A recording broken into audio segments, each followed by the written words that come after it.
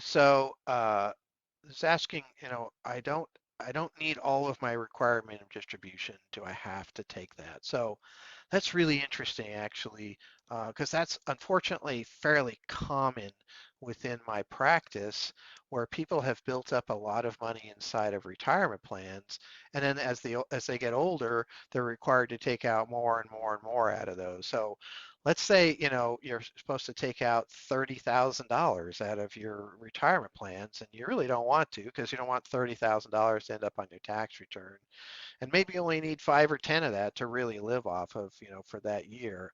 Um, Unfortunately, you do have to take it out. And keep in mind, the concept behind a required minimum distribution is that the government has allowed you to write off the money that went into that account, allow it to grow without any taxes.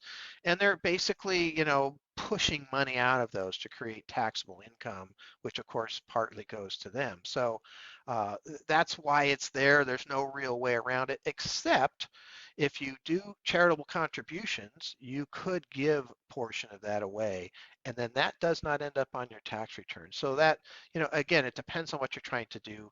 Otherwise, normally what we'll do if somebody doesn't need it, we'll, set aside the money for the taxes, and the rest just goes into their regular taxable accounts. So they can still continue to build their assets.